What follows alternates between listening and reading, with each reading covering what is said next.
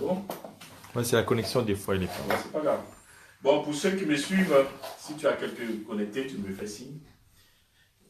Bon, pour ceux qui me suivent déjà sur Internet, donc aujourd'hui, nous allons parler d'un thème important encore. Je dis encore, parce que tous les thèmes sont importants. Ben, celui-là, ce thème-là, nous allons va toucher un peu, peut-être pour certains, ça va être un peu les bousculer, pour d'autres, ça va être peut-être une surprise pour certains. Donc, chacun va trouver un peu des choses peut-être qu'il ne pensait pas, ou bien qu'il n'avait pas encore percuté, ou qu'il n'avait pas fait, à quoi il n'avait pas fait attention. Donc, le thème, je l'ai publié sur Facebook, je l'ai envoyé à différentes personnes sur les comptes Facebook, et il est le suivant: l'incrédulité du chrétien face à sa foi, un combat terrible. Quel drame. L'incrédulité du chrétien face à sa foi, un combat terrible. Quel drame. Effectivement, voici un thème, ça peut choquer de dire l'incrédulité du chrétien. Beaucoup de personnes vont être choquées par le fait de dire l'incrédulité du chrétien. C'est-à-dire, ça peut paraître un peu absurde, et pourtant, malheureusement, c'est la triste réalité.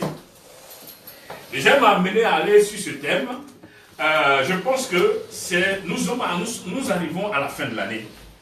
Et pour beaucoup de personnes sont en attente de certaines réalisations, certaines promesses de la part du Seigneur. Et pour certains, peut-être les promesses vont se réaliser, pour d'autres, les promesses ne vont pas se réaliser. Alors, pourquoi les promesses ne vont pas se réaliser? Certains vont commencer à se poser des questions. D'autres personnes vont vouloir accuser les hommes de Dieu ou celui ou celle qui lui a donné la révélation ou la prophétie. Pour dire, peut-être, pour certaines personnes, on va dire, peut-être que le prophète qui m'a donné la révélation, c'était pas une vraie prophète, c'était pas un vrai prophète ou une vraie prophétesse, ou bien ce n'était pas une prophétie qui venait de Dieu.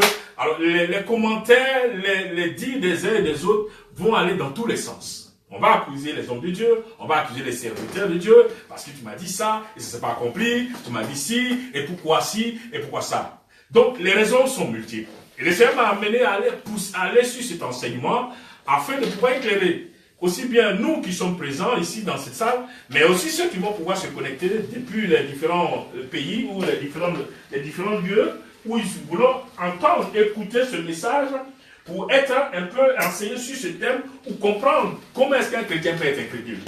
Donc tout au long de cet enseignement, nous allons décortiquer, nous allons en profondeur et amener, Seigneur, à enlever ce voile de ce qu'un chrétien peut être incrédule. C'est ça. Bien aimé, il faut comprendre que avant la croix, dans l'Ancien Testament, c'était avant la croix. Donc, avant la croix, c'était à toi de faire tout. C'était à toi de faire tout. Tu dois tout faire pour plaire à Dieu. Tu dois te débrouiller pour plaire à Dieu. Tu dois faire ceci, tu dois faire cela. Et quand Dieu donnait les commandements dans l'Ancien Testament, il disait, si tu fais ci, tu auras ça. Si tu fais ci, vous ferez ci pour avoir ci. Vous ferez ça pour avoir ci. Vous ferez ci. Dans l'Ancien Testament, il n'y avait pas encore Jésus-Christ de Nazareth. D'accord?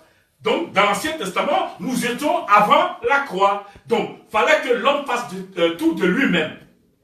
Il fallait que l'homme fasse tout pour plaire à Dieu. Tout ce que l'homme devait faire, il devait faire pour plaire à Dieu. Il devait faire ça de lui-même. Si tu fais ci, tu obtiens ça. Si tu fais ça, tu obtiens ci. D'accord? Il y avait aussi la malédiction, il y avait la stérilité, il y avait toutes sortes de malédictions. Jésus n'était pas encore arrivé. Donc, tout venait du ciel et tu devais attendre que le ciel te l'accorde. Mais lorsque nous arrivons à la croix, les choses vont commencer à changer. À la croix, les choses vont commencer à changer. Pourquoi? Tout ce que l'homme ne pouvait pas faire dans l'Ancien Testament, avant la croix, Dieu maintenant va prendre la résolution de venir l'accomplir lui-même.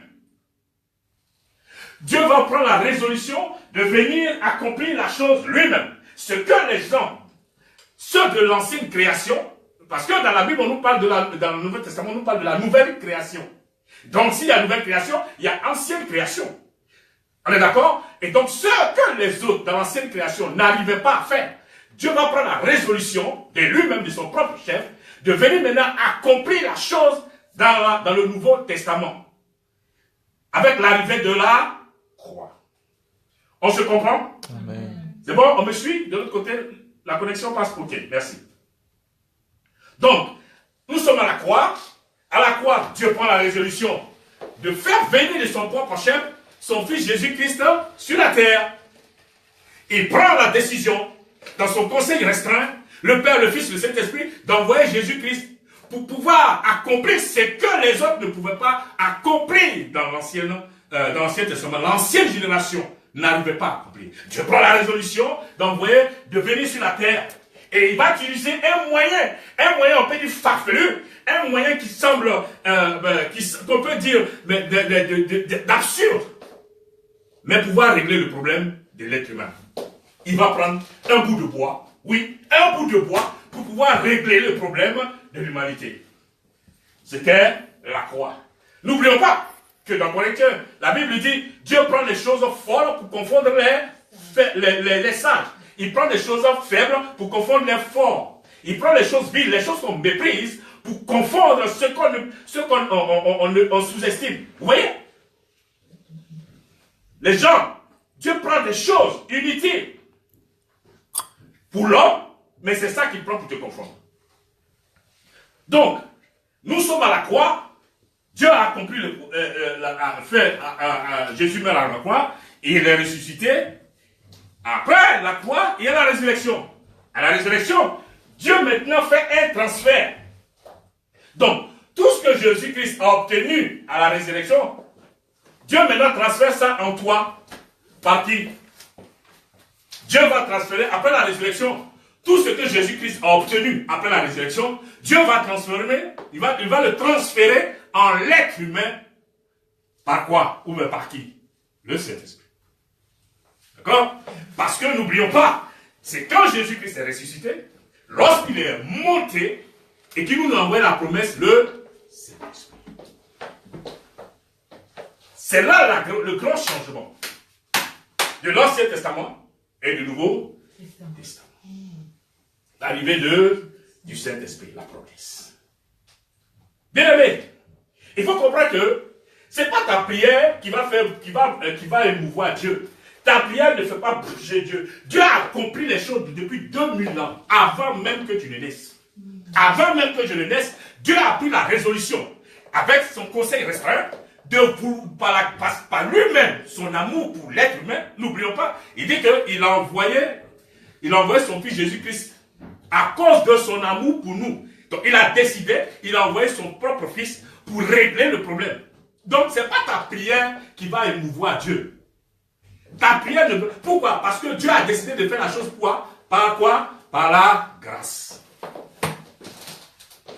Dieu a décidé de pouvoir changer les choses uniquement par sa propre grâce, par la grâce lui-même.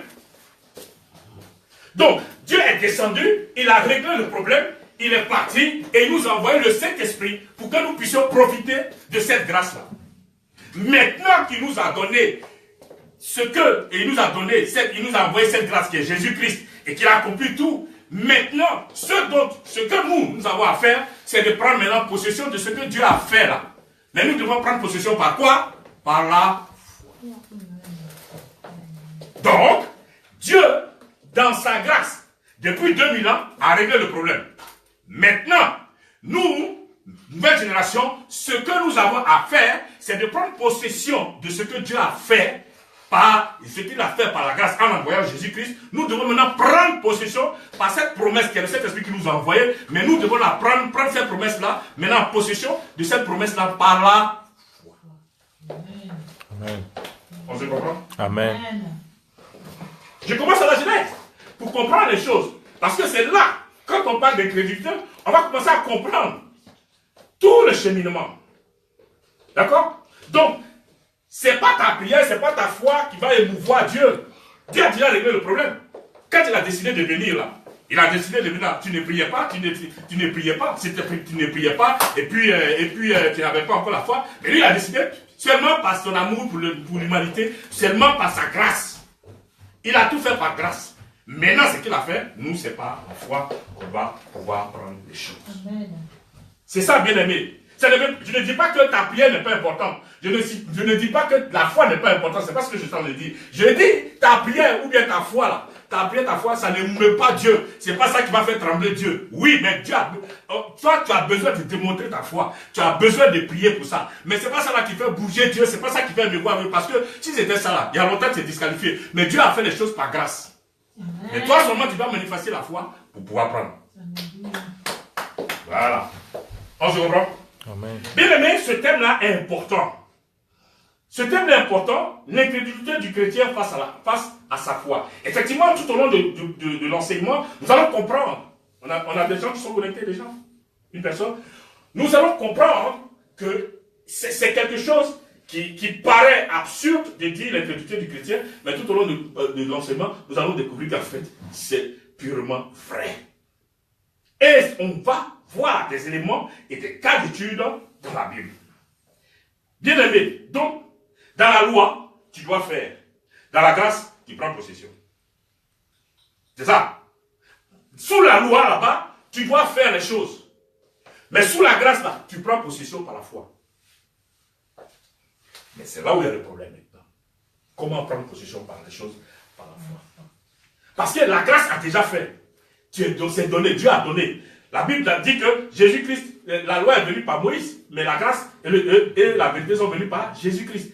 Mais cette grâce-là, même dans le Romains, il dit, Dieu nous a donné toutes choses par grâce, par le moyen de la foi. Grâce, maintenant par le moyen de la foi, nous devons posséder les choses. Il nous a donné les choses par grâce, il a fait par grâce. Mais par le moyen de la foi, maintenant nous, on doit posséder les choses. C'est là où il y a le problème. Bien aimé, quand on dit que les chrétiens pensent que parce qu'ils sont chrétiens, parce qu'ils ont la foi, ils ne sont pas incrédules. Les gens chrétiens, aujourd'hui les chrétiens nés de nouveau, parce qu'il est chrétien, parce qu'il a la foi, il ne peut pas être incrédule. Erreur. Erreur. Et oui, nous allons démontrer qu'on peut être chrétien et être incrédule. Et nous allons expliquer l'incrédulité dans la Bible. Ça paraît paradoxal, et pourtant c'est la réalité. Nous sommes en train d'aller vers la fin de l'année. Beaucoup de personnes se posent des questions. J'attends ça, Dieu m'a dit ça. J'attends, ça ne vient pas. Le prophète m'a dit ça. L'homme de Dieu m'a dit ça. On m'a dit ceci. On m'a promis ceci, mais ça ne vient pas. Et beaucoup se découragent. Pourquoi le Seigneur m'amène à aller sur ce terre? Parce que beaucoup de personnes se découragent. Beaucoup de personnes restent dans leur maison. Beaucoup de personnes ne croient plus en Dieu. Beaucoup de personnes sont découragées. Mais oui, donc ce message vient à point nommé pour pouvoir réveiller en vous, vous faire comprendre un certain nombre de choses. C'est pas parce qu'on est chrétien, on a la foi, ça veut dire qu'on ne peut pas être incrédule. Si, l'incrédulité peut se manifester. L'incrédulité peut se manifester.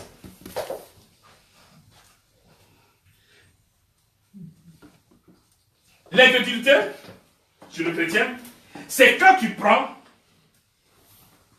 tes 5 sens naturels. N'oublions pas, les 5 sens naturels, c'est quoi? Le goûter, l'huile, machin, tout ça. Ok? Mais ces sens-là, ils sont où? Donc, au niveau du corps. D'accord? Donc, tu prends tes 5 sens naturels avec la chair au détriment de la parole. Ça dit que c'est ta chair avec ces 5 sens qui prennent le dessus sur toi au détriment de la parole. C'est là l'incrédulité du chrétien. C'est-à-dire que tu peux avoir la foi, mais tes 5 sens naturels, dans des situations, peuvent prendre le dessus sur la parole, la foi que tu as. C'est là où on parle d'incrédulité. Amen. On se comprend? C'est ça. Donc, face à des situations, on se rend compte que nos sens naturels, notre chair, prend le dessus sur la parole de Dieu, sur notre foi. C'est là que l'incrédulité se manifeste. Or que la foi doit prendre le dessus. La foi, c'est le contraire. La foi prend le dessus sur la chair. Comme vous voyez, ce n'est pas que c'est opposé. Mais face à des situations, l'un prend le dessus. Quand même tu as la foi, quand tes sens naturels, ta chair prend le dessus au détriment de la parole de Dieu, tu es en train de manifester l'incrédulité. Or, la foi, tu prends les choses, c'est la parole de Dieu, ta foi, la parole de Dieu, qui prend le dessus sur ta chair. Bien aimé, mon prophète, prends-moi 45, verset 16 au verset 18. Madame ta collègue, tu me prépares Hébreu 11. Et Mendy, tu me prépares Romains 12. Galates 5, prophète, prends-moi Galates 5, verset 16 à 18. Voici, donc j'ai dit que l'incrédulité, c'est la manifestation de nos 5 sens naturels avec la chair qui prend le dessus au détriment de la parole de Dieu. Et la Bible nous le dit. Oui, bien aimé, il y a un combat entre l'esprit et la chair. Et ce combat-là, entre l'esprit et la chair, fait naître l'incrédulité. Galates 5, verset 16 au verset 18, que dit-il? Pourquoi il dit ça? Écoutez, regardez ce qu'il dit dans la Bible. Je dis donc, marchez selon l'esprit et vous n'accomplirez pas les désirs de la chair. Car la chair a des désirs contraires à ceux de l'esprit et l'esprit en a de contraires à ceux de la chair. Vous comprenez déjà? Il dit marchez selon l'esprit et vous n'accomplirez pas les désirs de la chair. Car la chair a des désirs contraires à ceux de l'esprit. Déjà, vous voyez l'opposition. Vas-y. Ils sont opposés entre eux. Ils sont opposés entre eux. La chair a des désirs contraires à ceux de l'esprit et l'esprit en a de contraires. Ils sont opposés entre eux. Vas-y. Afin que vous ne fassiez point ce que vous voudrez. Si vous êtes conduit par l'esprit, vous n'êtes point sous la loi. Merci. Si vous êtes conduit par l'esprit, vous n'êtes plus sous la loi. Ça veut dire quoi? Si vous êtes conduit par le Saint-Esprit, donc la loi de l'autre côté ne peut plus vous dominer. Parce que sous la loi là-bas, c'était le sang. Et le sang des boucs et des taureaux. Fallait faire ci pour obtenir ça. Fallait faire ça pour obtenir ci. Mais sous la loi, le Christ, le Saint-Esprit, Jésus-Christ est venu accomplir l'œuvre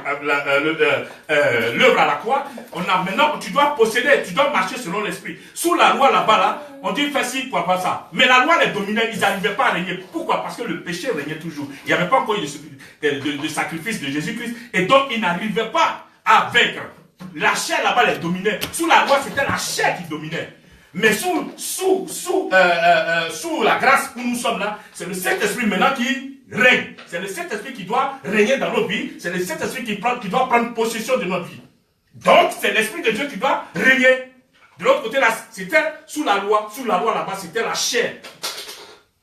Les choses se faisaient par le sang, le sang des boucs et des taureaux et ici. De l'autre côté, mais à la nouvelle naissance, ce n'est plus. C'est le sang de Jésus-Christ. C'est le Saint-Esprit qui est venu nous donner là. Les choses doivent se faire selon l'Esprit de Dieu. Donc vous voyez déjà, car nous dit déjà, ils sont contraires, ils sont opposés entre eux. Il y a un problème. Donc, regardez d'où vient donc déjà, on nous explique d'où va venir l'incrédulité. Nous sommes dans Galates 5. Galates, c'est dans le Nouveau Testament. Donc déjà, nous sommes déjà après le départ de Jésus-Christ.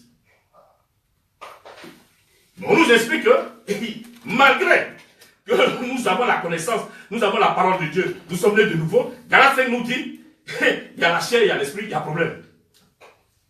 Donc, bien aimé, la foi, c'est le pont entre l'invisible et le visible. La foi, c'est le pont entre l'invisible et le visible. Oui, Madame Takoé, lis-moi Hébreux 11, il dit quoi? Or, la foi est une ferme assurance des choses qu'on espère, une démonstration de celles qu'on ne voit pas. Merci. Va au verset 3, il dit quoi? C'est par la foi que nous reconnaissons que le monde a été formé par la parole de Dieu, en sorte que ce qu'on voit n'a pas été fait de choses visibles. Vous entendez? Ce qu'on voit n'a pas été fait de choses visibles. Donc, je dis bien, la foi, c'est le pont entre l'invisible et le visible. La foi prend les choses dans l'invisible et le ramène dans le visible. Tout à l'heure, nous venons de dire que la foi, c'est par la foi que nous rendons compte, en sorte que ce qu'on ne voit pas a été fait de choses visibles. Ce qu'on ne voit pas. Il dit, c'est par la foi que nous reconnaissons que le monde a été formé par la parole de Dieu, en sorte que ce qu'on voit n'a pas été fait de choses visibles. Donc, ce qu'on voit n'a pas été fait de choses visibles. Donc, ça a été fait de choses invisibles. Donc, je dis bien, la foi rentre dans l'invisible, prend les choses pour l'amener dans le visible. C'est pour ça qu'il dit, la foi, c'est une ferme assurance, une démonstration de ce qu'on ne voit pas. Et il le confirme. Il dit que ça n'a pas été fait de choses visibles, donc ça a été fait des choses invisibles. Donc, tu rentres la foi, prends les choses dans l'invisible pour le ramener dans le visible. Donc c'est une ferme assurance des choses qu'on espère, une démonstration de ce qu'on ne voit pas. C'est ce qu'on vient de lire. On est d'accord? On se comprend? Donc la foi, c'est le pont entre l'invisible et le visible.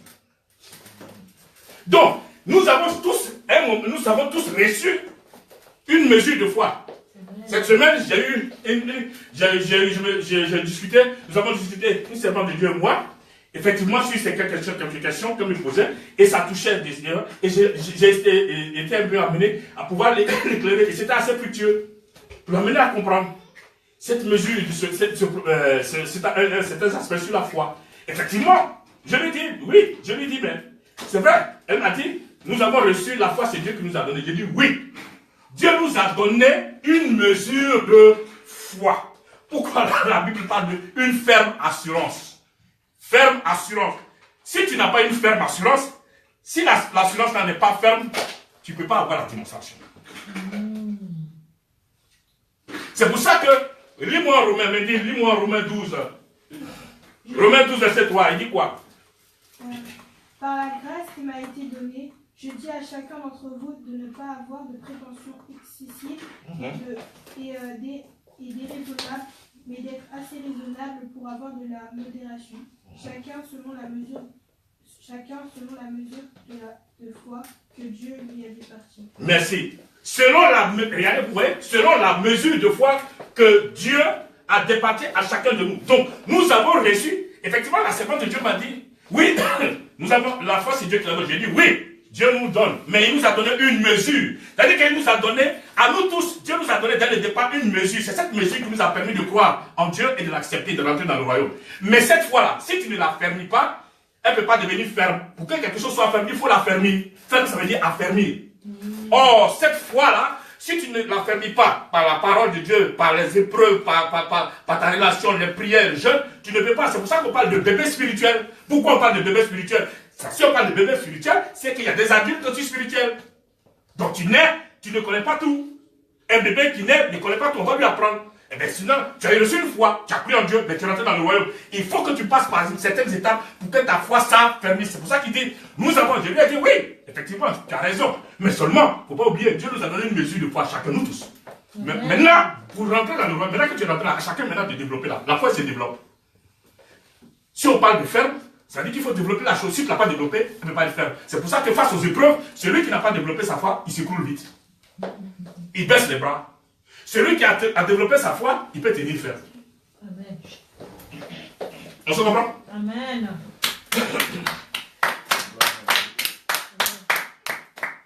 Je commence à pouvoir déblayer le terrain pour que nous puissions comprendre. Parce qu'on parle de l'incrédulité face à l'incrédulité du chrétien, face à sa foi.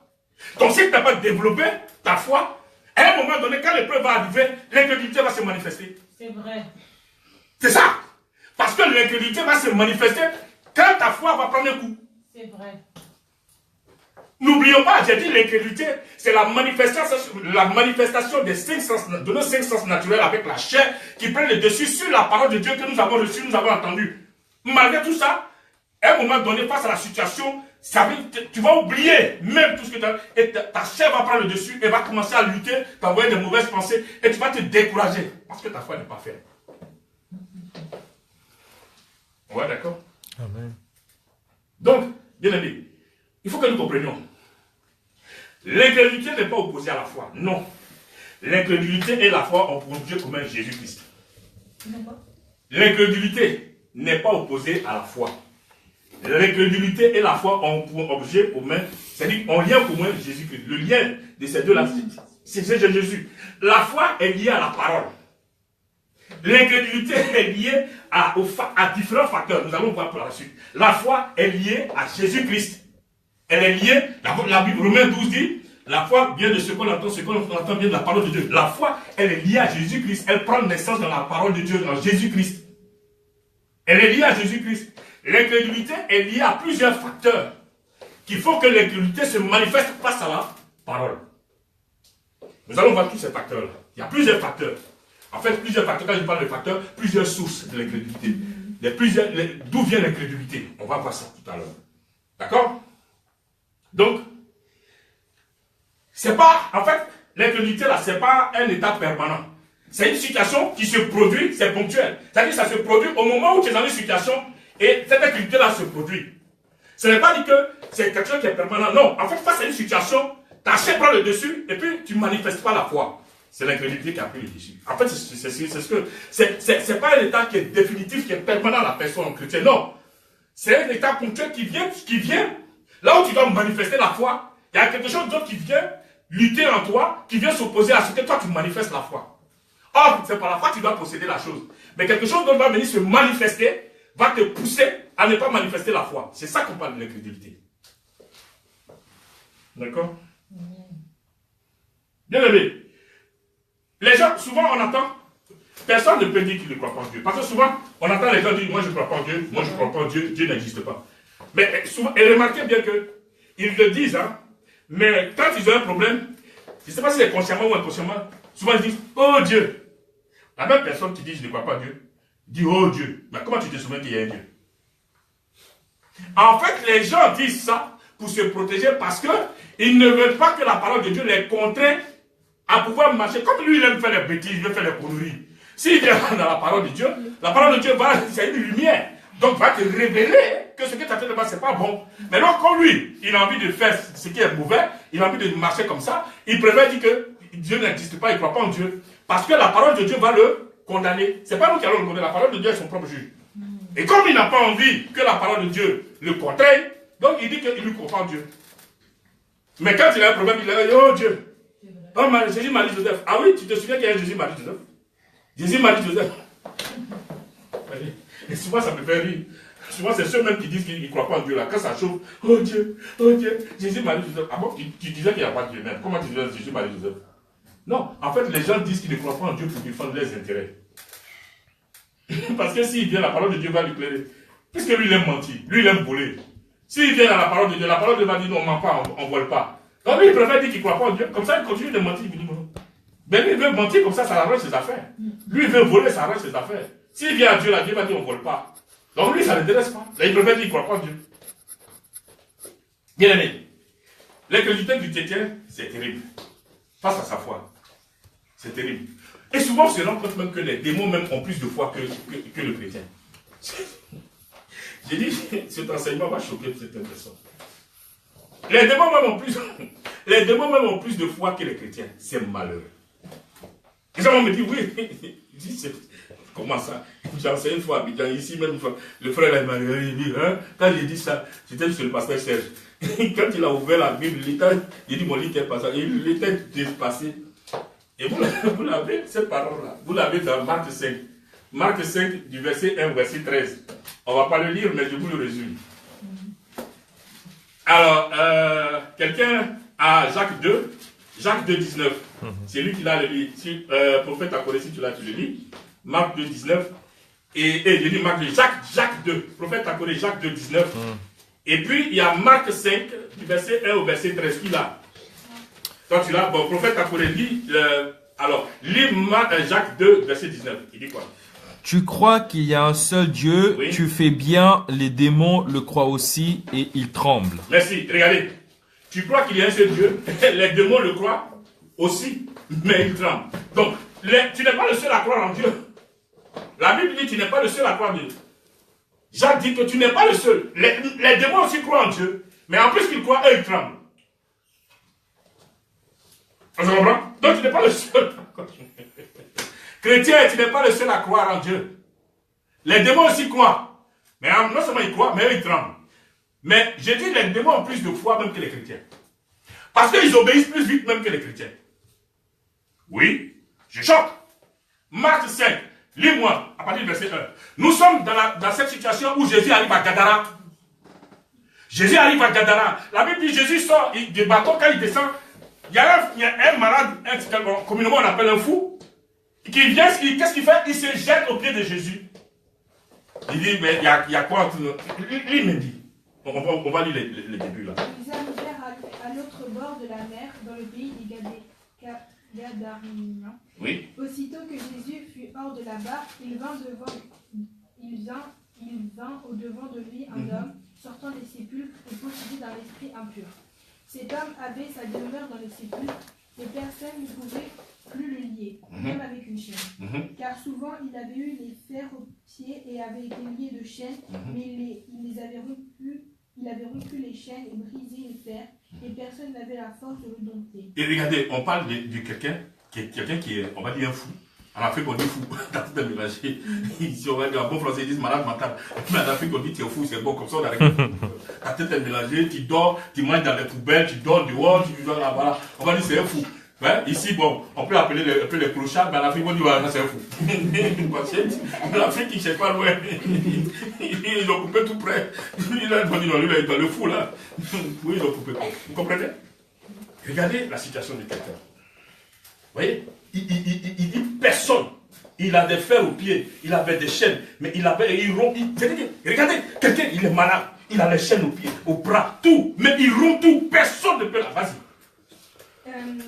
On dit personne n'avait la force pour le dompter. Personne ne peut maîtriser ce gars. Il était sans cesse, nuit et jour, dans les sépulcres et sur les montagnes, criant et se meurtrissant avec des et il dort dans les sépulcres, dans les cimetières. Un gars comme ça, il dort dans les cimetières. Il a des chaînes au cou et aux pieds, aux bras. Personne dans le village. Personne ne peut arrêter de maîtriser le gars. Personne n'arrive à le dompter. Mais regardez, le monsieur, il vient, Jésus sort, il plonge devant Jésus. Vas-y. Ayant vu Jésus de loin, il accourut, se prosterna devant lui et s'écria d'une voix forte. Oui. Qu'y a-t-il entre moi et toi, Jésus, fils de Dieu très haut? Qu'y a-t-il? Il y a quel lien, Jésus, entre toi et moi? C'est le fou là. Le fou là. Il vient de détecter qui est devant lui. Enfant de Dieu. Ce que tu ne sais pas, quand le démon voit là, il sait qui est enfant de Dieu et qui n'est pas. Le démon, mais parfois les démons, même sous la pression du Saint-Esprit, nous révèlent des choses. Le démon sait qui tu es. Le marabout sait qui tu es. Il sait si tu es enfant de Dieu, si tu es solide, tu n'es pas solide. Oui. C'est pour ça que souvent, même dans les assemblées, il y a les mystiques, les sorciers là, ils viennent tester les hommes de Dieu pour voir si tu es solide ou pas. On en a vu beaucoup. On en a vu. Ils viennent exprès dans les assemblées de Dieu pour faire tomber, parce qu'ils veulent faire tomber le pasteur. C'est pour ça que la Bible dit si le berger est tombé, les brebis vont fuir. Donc il faut faire tomber le pasteur. On va voir si le pasteur est solide. Spirituellement, est-ce qu'il est solide? C'est comme ça que les assemblées s'écroulent. Si on a fait tomber le pasteur, c'est fini, les brebis vont fuir. Vas-y.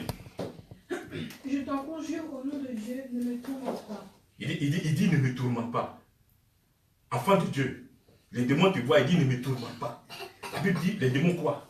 Le crâne. Déjà, il est perturbé. Il dit ne me tourmente pas. Vas-y.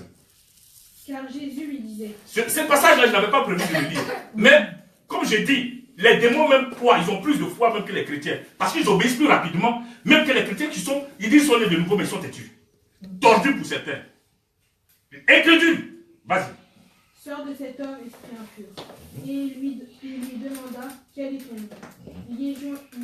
Jésus lui demande quel est ton nom. Il dit Légion et non. Légion et non, parce qu'ils sont nombreux. N'oubliez pas que dans l'armée romaine, quand on dit légion, c'est un groupe, c'est un gars, c'est un groupe de peut-être 600 ou 1000 personnes, 1000 soldats. On dit légion. Quand on dit nous sommes légion, c'est un groupe par exemple où il y a 600 ou 1000 soldats. Ok. Mais il dit légion, comme ils sont nombreux, les démons là, il dit nous sommes démons. C'est le chef des démons qui parle. Il dit légion, vas-y. Lui répondit-il, car nous sommes plusieurs. Vous voyez, nous sommes plusieurs. Plusieurs démons en lui. Et un gars comme ça, là, plusieurs démons en lui. Personne ne peut dompter. Il dort dans les cimetières. Vas-y. Et il le priait instantanément de ne pas les envoyer hors du pays. Regardez, voici le sujet de prière des démons. Même les démons ont des sujets de prière. Regardez, voilà. Il prie Jésus de ne pas les envoyer où? Hors du pays. Voici le sujet de prière des démons. J'ai choqué quelqu'un. Il dit, c'est pas possible. J'ai dit, oui, les démons prient. Abidjan, j'ai enseigné ça, j'ai dit, les démons prient. Quand j'ai dit, la personne a dit, voilà le sujet de prière. Il dit quoi? Il dit à Jésus, ne nous envoie pas hors du pays. Voici le sujet de prière des démons. Continue. Il y avait là, vers la montagne, un grand troupeau de pourceaux qui paisait, et les démons le prièrent, disant, envoie-nous dans ces pourceaux, afin que nous entrions en eux. Mais regarde, voici le deuxième sujet de prière des démons. Ne nous envoie pas hors du pays. Envoie-nous dans les pourceaux là-bas. Regarde le sujet de prière des démons. Vas-y. Il leur permit. Jésus le leur permit. Tellement ils l'ont supplié. Vas-y, continue. Et les esprits impurs sortirent, entrèrent dans les fourceaux, et le troupeau se précipita des pentes escarpées dans la mer. Il y en avait environ 2000. Et regardez. Il leur a permis.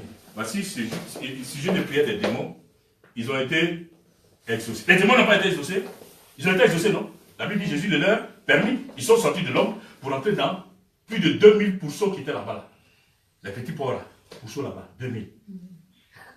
Ils obéissent vite. Les démons ont obéi plus vite. Dès que Jésus leur a permis, ils sont sortis. C'est pour ça que j'ai dit même les démons même obéissent plus vite que les chrétiens. Ils sont moins incrédules, c'est choquant. Parce qu'ils savent qui est là. Afin de Dieu, les démons, c'est qui tu es. Si tu es solide, tu n'es pas solide. C'était juste, cette partie, je n'avais pas prévu de les lire. Mais comme j'ai dit que les démons même obéissent plus vite, c'est pour ça que je voulais, parce qu'il faut que celui qui me suit là-bas comprenne que je m'appuie sur la parole pour éclairer les gens. Les démons même obéissent plus vite que nous les chrétiens. Ils ont demandé, leur sujet de prière a été exaucé. Bien aimé. Donc, j'ai dit tout à l'heure que la foi et l'incrédulité ne sont pas opposées. La foi est liée à la parole de Dieu, à Christ. Il dit que l'incrédulité est liée à plusieurs facteurs. Les sources. On va voir maintenant les différentes sources de manifestation de l'incrédulité. Il y en a au moins 8 ou 9 que j'ai énumérés dans la Bible, avec des passages. Nous allons voir l'incrédulité, comment ça se manifeste. Première source d'incrédulité, c'est ce que j'appelais l'incrédulité, j'appelais ça l'incrédulité primaire ou l'ignorance. En fait, c'est ceux les païens. Ceux qui disent qu'ils ne connaissent pas, les païens qui ne connaissent pas Dieu, voilà. Mais cette incrédulité-là, Paul aussi l'a manifestée. Alors, Madame Takoré, prends-moi 1 Timothée 1. 1 Timothée 1, 12 à verset 12. Madame Takoré, 1 Timothée 1, verset 12 au verset 13. Ensuite, chacun va préparer sa partie. Prophète, tu me prépares, prophète Takoré, tu me prépares, acte 17. Acte 17, verset 10 au verset 12. Ça, tu me prépares pour toi. Donc, je vous donne. Prophète Takoré, au fur et à mesure, je vous dis. Tu me prépares, acte 17, 10 à 12. Madame Takoré, 1 Timothée 1. 1 Timothée 1, verset 12 au verset 13. Donc, nous sommes en train de voir les différentes sources d'incrédulité. C'est bon, il y a quelques connectés là, mon frère? Oui, il y en a une. Une personne? Okay. Si les autres sont en train de dormir ou certains sont partis à l'église aussi, bon, avec le décalage. Ok. Donc, 1 Timothée 1, verset 12 au verset 13. Donc, ici, nous sommes en train de voir les différentes sources d'incrédulité. La première source d'incrédulité, c'est l'ignorance. L'ignorance. Je ne parle de l'ignorance, on parle des païens dans un premier temps. Donc, j'ai appelé ça l'incrédulité primaire ou l'ignorance des gens. Et cette ignorance-là, on prend un exemple typique ici. C'est Paul qui a manifesté cette ignorance. Paul dit qu'avant là, j'étais un persécuteur, j'étais un blasphémateur, mais parce que j'étais ignorant dans mon incrédulité. Vas-y, maintenant, tu as connu le livre. 1 Timothée 1, 12 à 13. Je rends grâce à celui qui m'a fortifié, à Jésus-Christ, notre Seigneur, de ce qu'il m'a jugé fidèle en m'établissant dans le ministère, moi qui étais auparavant un blasphémateur et un persécuteur, un homme violent. Mais j'ai obtenu miséricorde parce que j'agissais par l'ignorance dans l'incrédulité de la grâce de notre Seigneur. Vous comprenez? C'est Paul qui parle. Il dit parce que j'agissais comment? Par ignorance dans l'incrédulité. Donc j'ai dit, voici ce premier point. La première source de la manifestation de l'incrédulité, c'est l'ignorance. Paul dit, il était blasphémateur. Il était un meurtrier, tout ce qu'on pouvait dire. Mais parce qu'il était ignorant. Il était ignorant de la parole de Dieu. Donc il agissait dans l'incrédulité. Cette incrédulité qui se manifestait en lui, c'était en fait l'ignorance de la parole. Il était ignorant par rapport à la parole de Dieu. Donc ça c'est le cas de ceux qui ne connaissent pas les païens. qui ne connaissent pas la parole de Dieu, qu'ils agissent par ignorance. Donc leur incrédulité là, ça agit, en fait, ça se manifeste à cause de l'ignorance qu'ils ont de la parole de Dieu. Mais quelqu'un qui a accepté, qui est ignorant, un païen qui accepte le Seigneur, et qui lui aussi ne lit pas la Bible, ne médite pas la Bible pour changer de mentalité, tu finis aussi par rester un peu pareil comme quelqu'un qui n'a pas cru. Parce que tu es toujours, oui, tu as accepté le Seigneur, mais comme tu ne lis pas la Bible, tu ne médites pas, tu ne lis pas la Bible pour t'imprégner, pour changer de mentalité, tu n'es pas loin de celui qui n'a pas encore changé. Parce que tu n'as pas encore évolué. Tu as accepté Dieu, c'est tout. Mais ton ignorance, ton ignorance, en fait, tu demeures encore toujours ignorant puisque tu ne lis pas la Bible pour avoir la mentalité changée, transformée. Donc tu restes encore un peu incrédule. Tu ne connais pas encore. D'accord? C'est cela que j'appelais les incrédules primaires ou l'incrédulité primaire qui se manifeste par l'ignorance de la parole de Dieu. D'accord? Maintenant, on va aller. Il dit qu'il y en a au moins 8 ou 9 sources de la manifestation de l'incrédulité. Deuxième source, l'incrédulité qui vient de la mauvaise doctrine. Donc, prophète Akoré, lis-moi, Acte 17, 10 à 2. Aussitôt les frères firent partir de nuit Paul et Silas pour Bérée. Lorsqu'il fut arrivé, ils entrèrent dans la synagogue des Juifs. Ces Juifs arrivaient de sentiments plus nobles que ceux de Thessalonique. Ils reçurent la parole avec beaucoup d'empressement et ils examinaient chaque jour les Écritures pour voir si ce qu'on leur disait était exact. Plusieurs d'entre eux crurent, ainsi que beaucoup de femmes grecques de distinction et beaucoup d'hommes. 12, tu m'avais dit? Voilà, du verset 10 au verset 12. Oui. Tu vois, la Bible dit, ils reçurent la parole avec beaucoup d'empressement et ils examinaient chaque jour les Écritures pour voir si ce qu'on leur disait était exact. Plus d'entre eux crurent. Donc ici, je parle de la mauvaise doctrine. C'est-à-dire que, tu vois, les gens de Bérée, la Bible dit aussitôt, les frères firent partir Paul et Silas pour Bérée. Donc, je dis bien, la deuxième incrédulité, manifestation, c'est la mauvaise doctrine. La mauvaise doctrine, c'est-à-dire les mauvais enseignements que les gens reçoivent. Les mauvais enseignements que nous, les gens reçoivent peuvent aussi produire l'incrédulité en quelqu'un. En plus, quand ils reçoivent de mauvais enseignements. C'est pour ça que quand ils sont arrivés à Bérée, les Béréens, eux, ils ont dit, tout ce que Paul et Béni dit là, la Bible dit qu'est-ce qu'ils font? Ils examinent par la parole. Pour voir si ce que toi tu as de dire là, pasteur va te dire là, si ça est dans la Bible. Et la Bible dit, quand ils se sont rendus compte qu'effectivement ce que Paul était en train de dire là, c'était dedans, mais la Bible dit qu'est-ce qu'ils ont fait? Ils ont cru. Que maintenant, effectivement ce qu'ils disaient, c'était la vérité. Parce que certainement qu'on leur avait dit des choses qui étaient mauvaises. C'est ça, la mauvaise doctrine, le mauvais enseignement qu'ils reçoivent. Donc, mais eux, ils ont pris la résolution d'examiner les Écritures pour se rendre compte si c'est vrai ce que Paul est en train de dire. Donc, il y a aussi l'incrédulité qui peut provenir de la mauvaise doctrine, des mauvais enseignements que les gens peuvent recevoir. Donc, c'est pour ça qu'on demande aux chrétiens souvent d'examiner les Écritures. N'attendez pas seulement de dire, gommer ce que le pasteur dit, oui, amen, et puis c'est fini. Non, mais il faut lire aussi pour voir si ce que le pasteur dit est vrai. On se comprend? Amen. Deuxième source, l'incrédulité. Mais dis, prends-moi 2 Corinthiens 4. Prophète Isaïe, prends-moi Acte 19, verset 9. Tu vas prendre Acte 19 du verset 8 au verset 9. Et Mendy, toi tu prends 2 Corinthiens 4, verset 3 au verset 4. Donc, nous avons déjà vu 2 sources. Troisième source. Troisième source d'incrédulité. Je suis en train de décortiquer les différentes sources de la manifestation de l'incrédulité.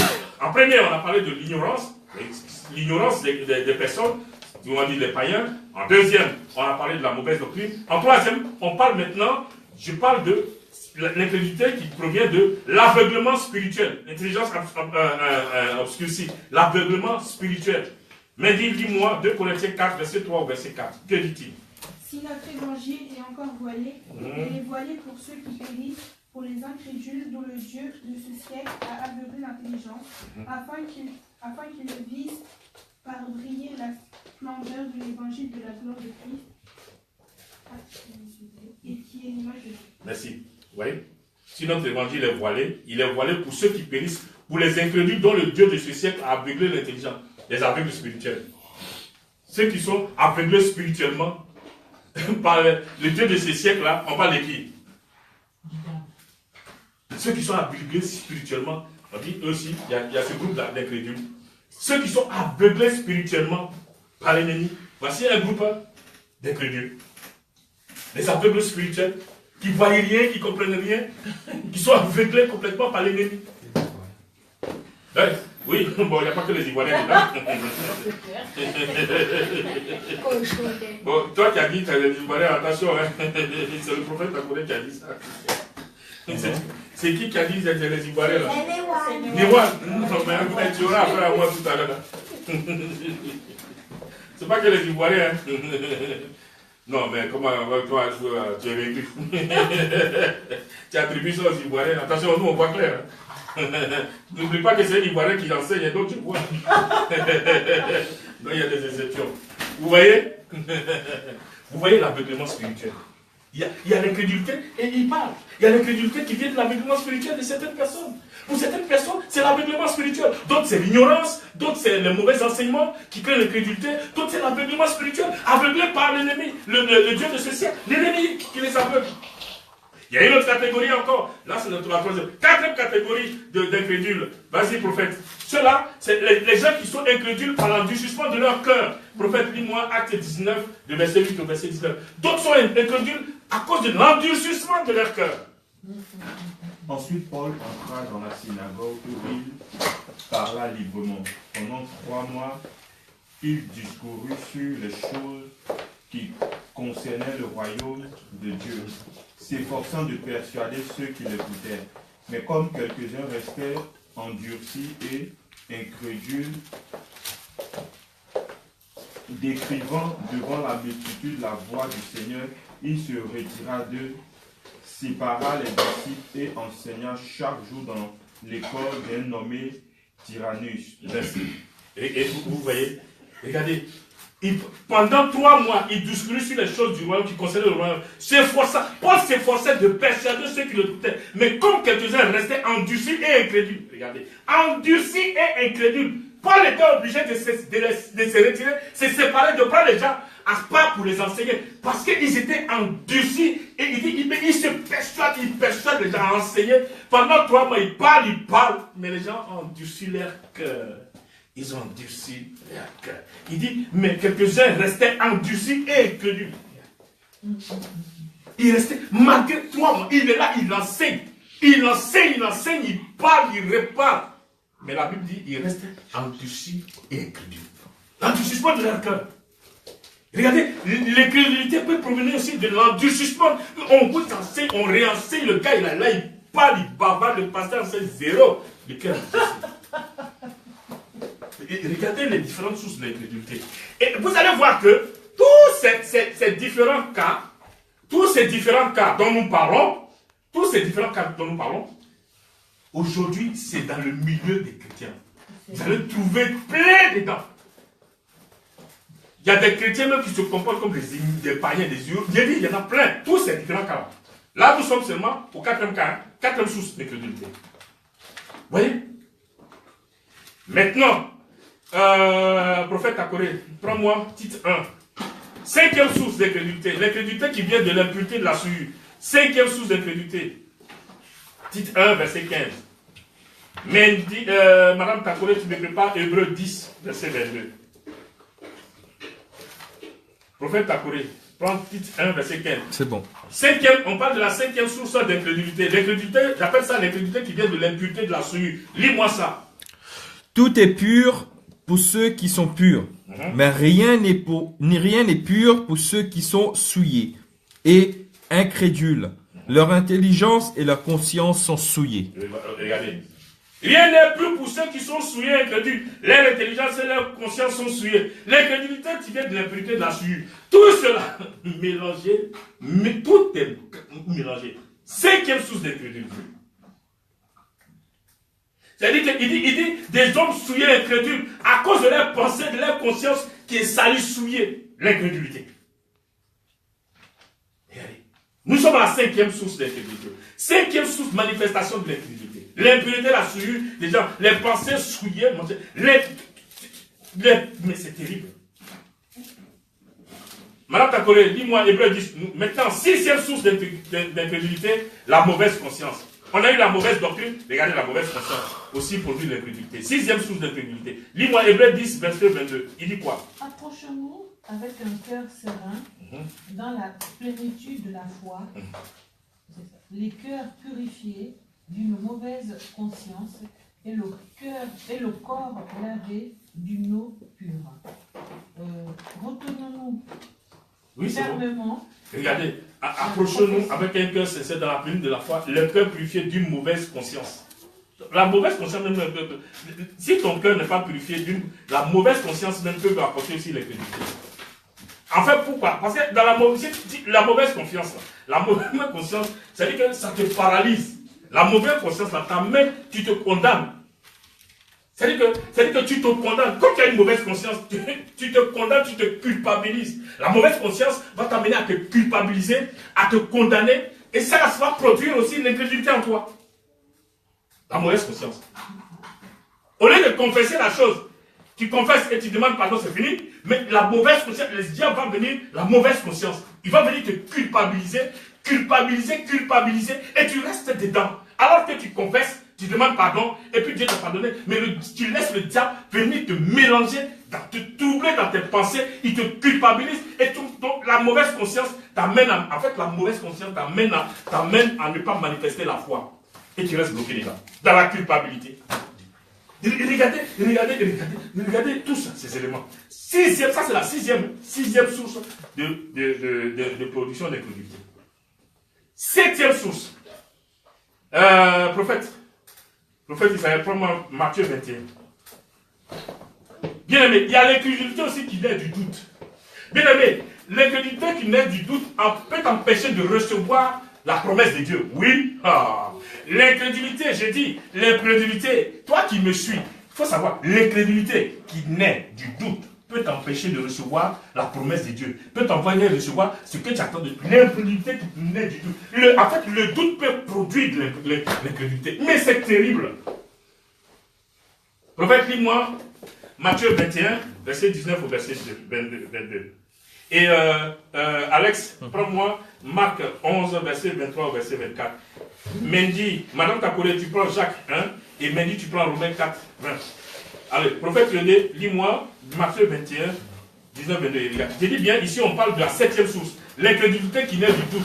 Et cette incrédulité-là peut t'empêcher de recevoir, le doute-là peut produire l'incrédulité qui va t'empêcher de recevoir même les promesses de Dieu. Matthieu 21, 19, 22, il dit quoi? Voyons un figuier sur le chemin. Non, Matthieu 21, 19, 22. Matthieu 21, 19 à 22. 19 à 22. Vas-y. Oui. Verset 19, vas-y. Matthieu 21, oui. Verset 19. Voyant un figuier sur le chemin, il s'en approcha, mais il n'y trouva que des feuilles. Oui, au verset 21. Au verset 21. Le verset 21. Verset 21. Jésus leur répondit, je vous le dis en vérité, si vous aviez de la foi et que vous ne doutez point, et regardez, non seulement vous ferez ce qui a été fait à ce figuier, mais quand vous direz à cette montagne, ôte-toi et jette-toi dans la mer, cela se fera. Le verset 22. Tout ce que vous demanderez avec foi par la prière, vous le recevrez. Vous voyez, il dit, si vous avez de la foi et que vous ne doutiez pas, vous voyez la chose, si vous avez de la foi et que vous ne doutez pas, parce que le doute est une foi négative.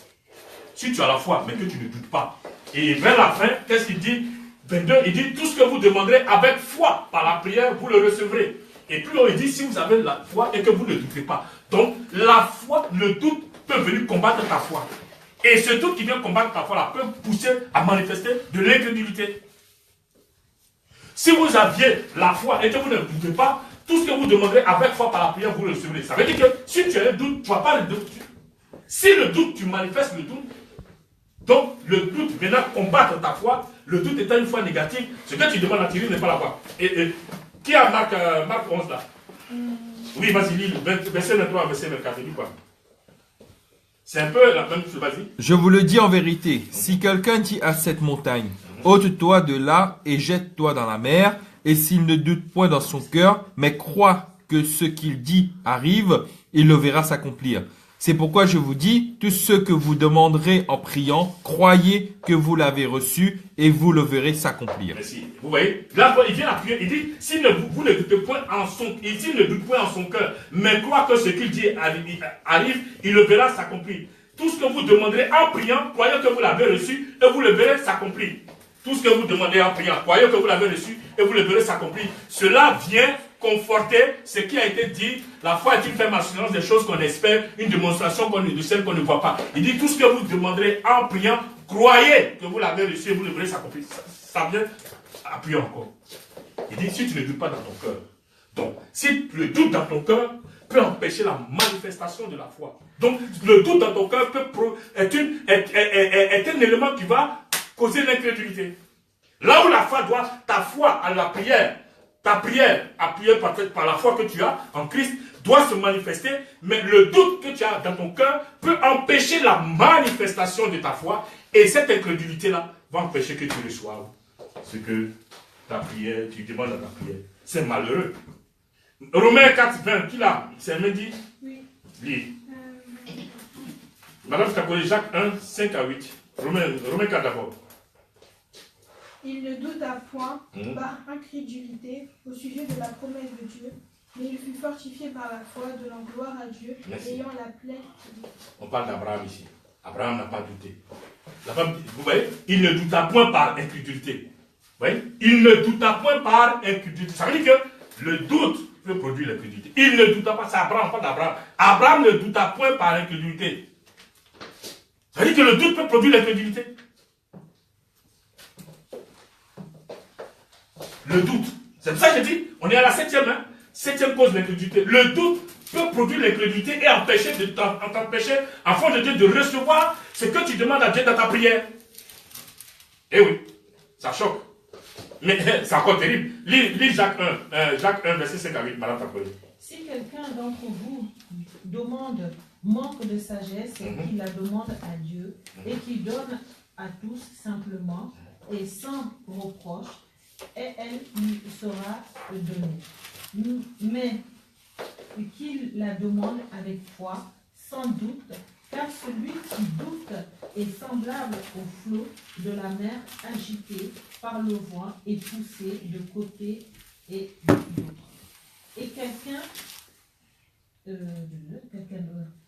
qu'un tel homme n'y s'imagine pas qu'il recevra quelque chose du Seigneur. Et si un homme... C'est un homme irrésolu, inconstant. Voilà, dans toutes ses voies. Vous voyez, et regardez ce qu'il dit. Il dit, mais si quelqu'un d'entre vous manque de sagesse, qu'il la demande à Dieu, qui donne à tous simplement et sans reproche, et elle lui sera donnée. Mais qu'il la demande quoi? Avec foi. Avec foi, sans douter. N'est-ce pas? Au verset 6 là. Mais qu'il la demande avec foi sans douter. Car celui qui doute, il dit quoi? Est semblable au flot de la mer, agité par le vent et poussé de l'autre côté. Au verset 7, il dit quoi? Qu'un tel homme ne s'imagine pas qu'il recevra quelque chose de Dieu. C'est un homme irrésolu, inconstant dans son... Il dit, si tu doutes là, tu ne vas rien recevoir, tu es irrésolu. En fait, tu es instable. Tu es irrésolu, tu es instable, tu es inconstant, tu es versatile, tu es quelqu'un qui peut changer d'avis encore. Oh, Dieu n'aime pas ça. Ou tu as foi, tu n'as pas foi. Le doute peut amener le doute en toi peut t'amener à être versatile, à changer de position, à changer de ceci, à changer de cela. Newal, Emar ici, devant, là. Je vous ai dit, ne vous mettez pas ensemble. Si vous ne vous concentrez pas, pour écouter. C'est important pour vous aussi l'enseignement qu'on donne. C'est pour ça que je vous demande toujours de ne pas vous mettre ensemble. Donc, le doute peut créer un déséquilibre en toi. Tu es inconstant, tu changes de voix. Ah, peut-être que, peut-être pas. Et puis peut-être que ça va agir. Peut-être que Dieu va faire. Peut-être pas. Je ne sais pas. Et tu es mélangé. Et tu doutes. Et tu vas. Ce que tu as demandé dans la prière, papa. Il dit qu'un tel homme qui doute là, il est irrésolu. Il dit, il ne faut pas t'imaginer que tu vas recevoir quelque chose. Beaucoup d'enfants de Dieu, ne vous les recevez pas parce que vous êtes incrédules. L'incrédulité vous empêche de recevoir les choses. Le doute en vous vous empêche de recevoir. Parce que le doute en vous produit l'incrédulité qui vous empêche de recevoir. Voici, on est en train de grainer là. Nous sommes à la septième source d'incrédulité. le doute qui vient produire, pousser l'incrédulité en toi. 8e source d'incrédulité, la peur. Eh oui. Matthieu 14, verset 30 dit, mais voyant que le vent était fort, ils eurent peur. Matthieu 14, verset 30, c'était les disciples quand ils étaient dans la barque et puis ils traversaient. La Bible dit, mais voyant que le vent était fort, ils eurent peur. Ils ont commencé à crier à Jésus. Et pourtant, ils ont vu les miracles que précédemment Jésus avait fait. Mais là, vu la situation, le vent, ils ont eu peur. Ils ont la peur à créer tout de suite. Au là où ils devaient manifester la foi, parce qu'ils étaient avec le chef. Ils savent que le chef est quelque part. Il est là. Il dit, Seigneur, secours-nous. Regardez. La force du vent a créé la peur en eux. Et l'incrédulité s'est manifestée. C'est pour ça que je dis, l'incrédulité, elle n'est pas permanente pour toi. C'est-à-dire que c'est face à une situation que l'incrédulité se manifeste. Et tu manifestes, au lieu de là où tu dois, la foi doit prendre le dessus, c'est la chair et les sens là qui prennent le dessus. Et donc tu bloques toi-même la manifestation de la chose. On se comprend? Vous avez vu? 8 sources. J'ai pris le temps de chercher pour prendre 8 sources. Et dans toutes ces sources qu'on a citées là, les chrétiens qu'on dit aujourd'hui, chrétiens nés de nouveau en Dieu, c'est la pleine, nous sommes dedans. En fait, selon le cas chacun, selon la situation, l'épreuve dans laquelle tu te trouves là, tu manifestes. Soit c'est le doute, soit c'est la peur, soit c'est le mauvais enseignement. Il y a 8 sources, au moins. Il n'est pas dit que c'est tout. Moi, au moins, j'ai trouvé 8. Déjà, c'est bien. J'ai pris du temps pour chercher à comprendre et trouver ça. Chrétien. Donc, ce n'est pas parce que tu es chrétien, tu as la foi que tu ne peux pas être chrétien. Si, tu peux manifester l'incrédulité. Et voici les cas. Mais ces cas-là, c'est dans la Bible. Ces cas-là, c'est dans la Bible. Nous avons lu ces cas qui sont dans la Bible. Et la majorité de tout ce que nous avons lu là sont dans le Nouveau Testament. Donc, on va dire, des gens qui sont nés de nouveau, on va dire, la nouvelle création. Mais regardez. Mais cette incrédulité, ce n'est pas seulement manifestée dans la nouvelle création. Maintenant, on va prendre des cas pratiques de l'incrédulité que les gens ont manifesté dans la Bible. Là, maintenant, je donnais le coup. Maintenant, on va prendre des cas pratiques. Des exemples, cas pratiques. Premier indice. Madame Takoré, prends-moi Job. Prophète, oui, Madame Takoré, toi, tu prends Job. Job 1. Alex, tu prends Job 2. Vous allez voir dans le livre de Job, le premier cas d'incrédulité. La femme de Job. Donc, vous voyez, dans le 8 sources, Madame Takoré, lis-moi Job 1. Nous connaissons Job. Lis-moi Job 1, verset 1. Il dit quoi? Il y avait dans le pays d'Ur un homme qui s'appelait Job. Et cet homme était intègre et droit. Il craignait Dieu et se détournait du mal. Merci. Regardez l'information qu'on nous donne. Cet homme-là, il était intègre. Il était droit. Il craignait Dieu. Il se détournait du mal. Regardez 4 choses. Il était intègre. Il était droit. Il craignait Dieu. Il se détournait du mal. On parle de qui? Job. Va au verset 4, au verset 5. Donc, Job est marié à une femme. Va au verset 4, au verset 5, il dit quoi? Chez les fils allaient les uns chez les autres et donnaient tour à tour un festin, et ils invitaient leurs 3 sœurs à manger et à boire avec eux. Et quand les jours de festin étaient passés, Job appelait et sanctifiait ses fils, puisqu'ils se levaient de bon matin et offraient pour chacun d'eux un holocauste. Car Job disait, peut-être mes fils ont-ils péché et ont-ils offensé Dieu dans leur cœur. C'est ainsi que Job avait coutume d'agir. Vous voyez, on nous a donné 4 qualités de cet homme. Il était droit, il est intègre, il craint Dieu, il n'aimait pas le mal. Et on nous démontre encore par la suite à quel point Job avait cette foi en Dieu. À quel point Job avait...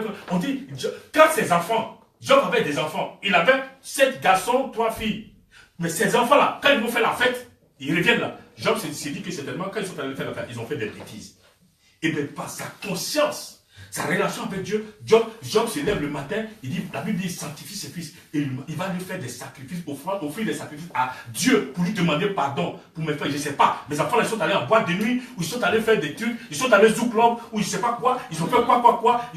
Peut-être qu'ils ont touché la femme des gens, ils ont touché la femme des gens, ou bien ils ont volé, ils ont fait ceci.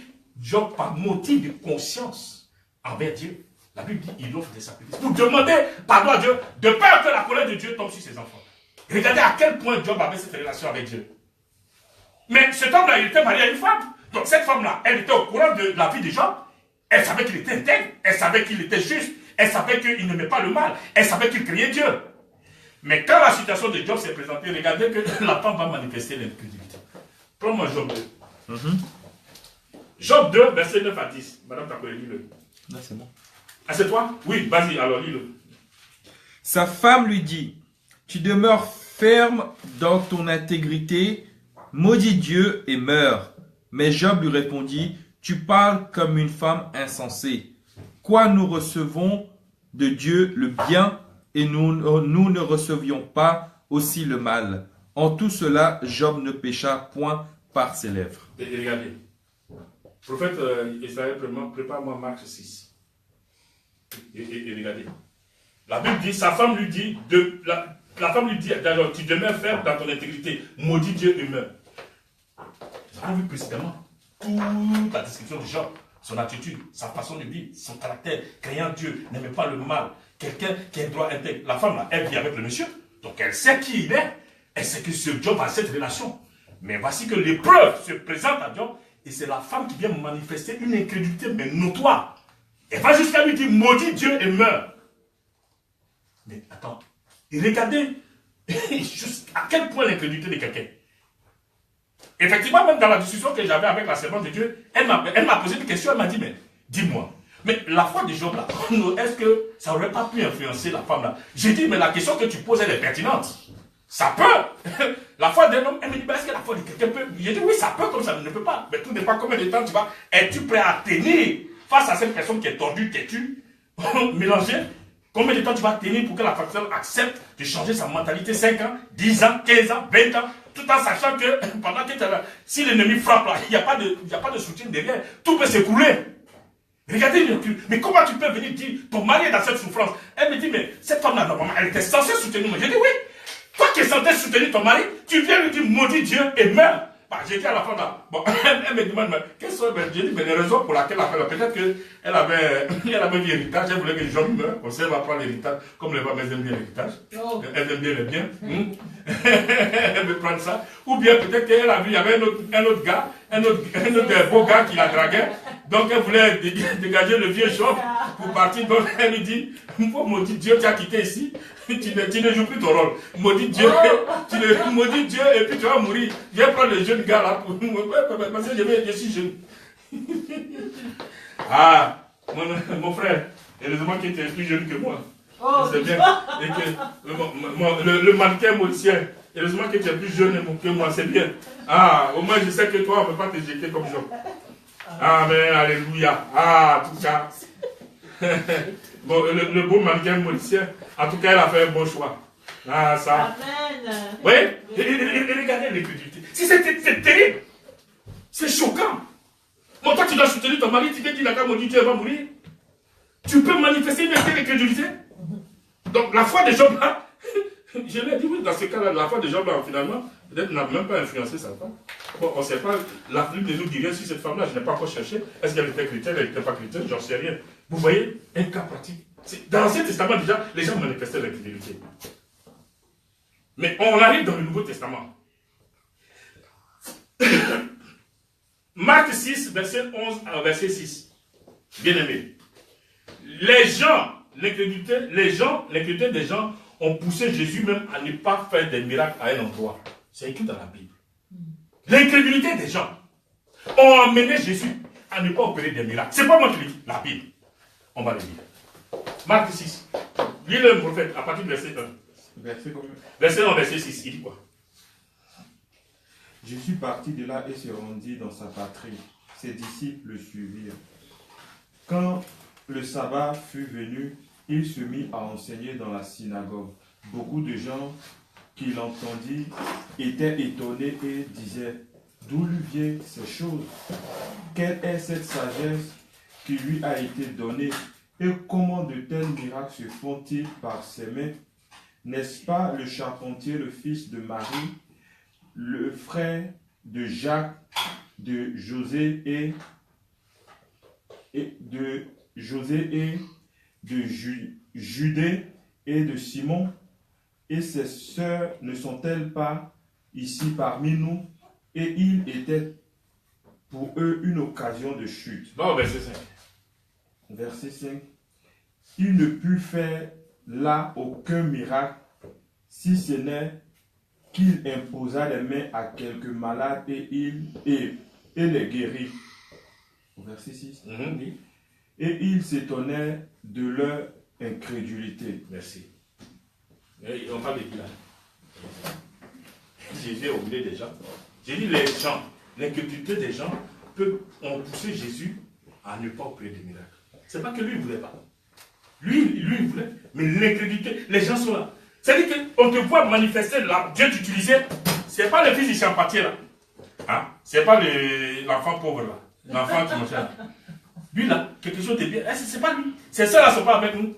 C'est pas l'enfant là, l'enfant de la femme là qui mange, qui cherchait dans les poubelles ici là. C'est pas l'enfant de la femme là, le misérable là. C'est-à-dire que le gars il est au milieu de vous. Vous avez vu les miracles, vous voyez les miracles qu'il fait, mais eux ils sont là à pouvoir seulement prononcer des paroles négatives.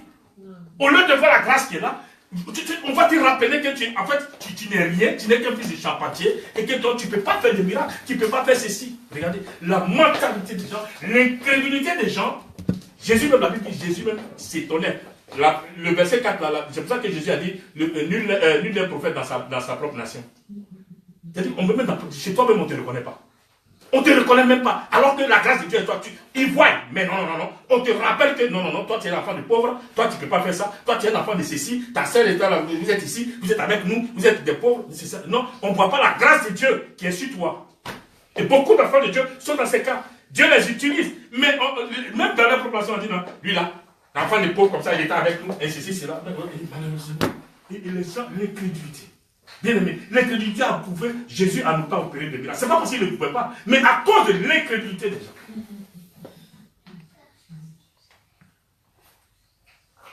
Bien aimé, les disciples de Jésus ont été confrontés à une situation. Alors que Jésus, la Bible, nous avons plusieurs passages qui disent que Jésus nous a donné. Dans Matthieu 10, verset 1, la Bible dit, il a donné le pouvoir de chasser les esprits impurs. Matthieu 10, 1. Puis, la Bible dit, puis, ayant appelé ses 12 disciples, il leur donna le pouvoir de chasser les esprits impurs et de guérir toute maladie et toute infirmité.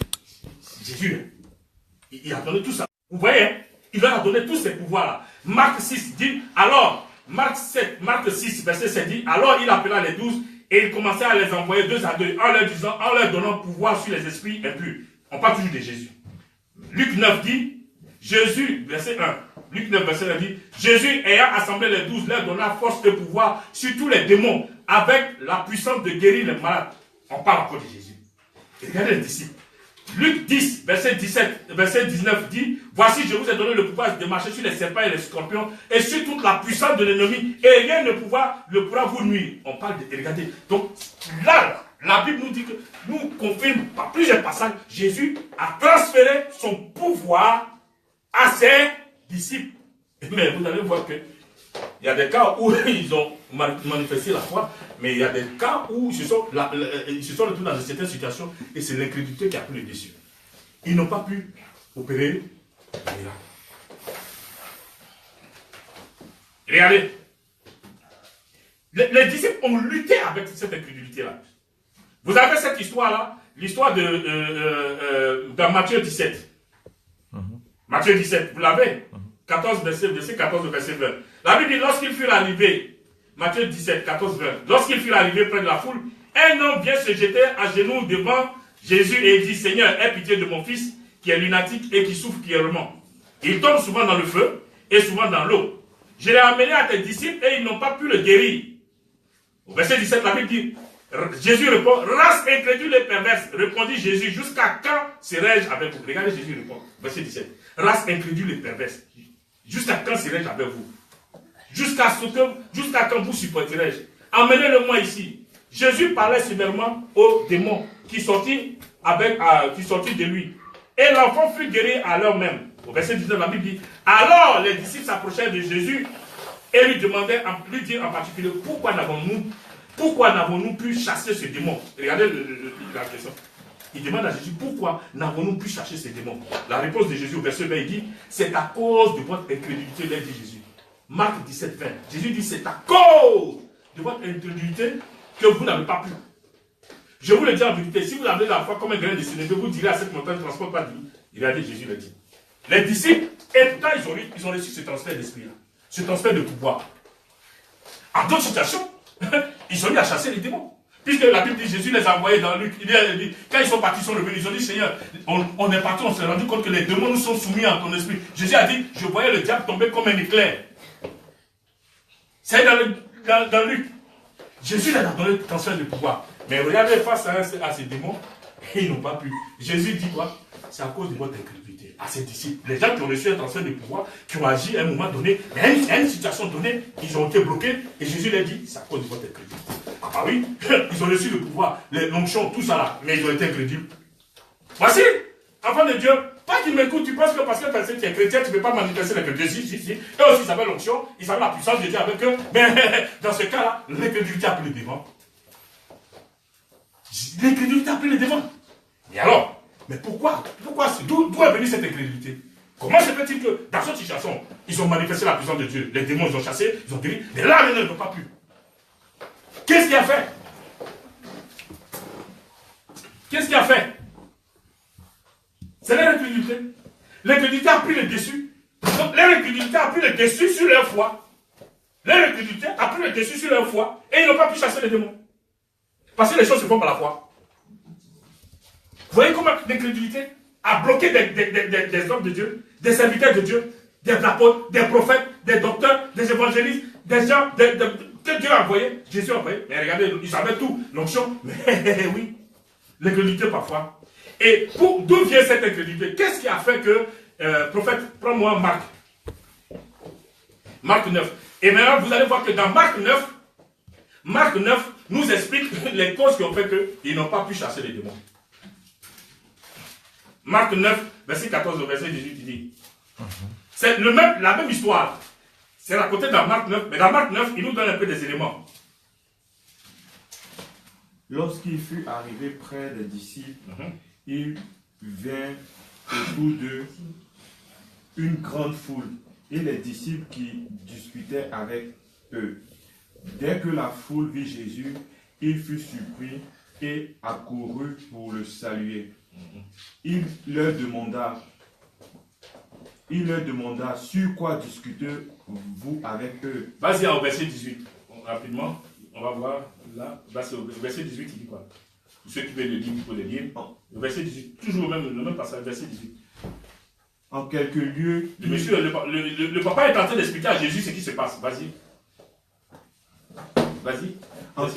En quelques lieux, qu'il le saisisse, il le jeta par terre. L'enfant écume, grince des dents et devient tout raide.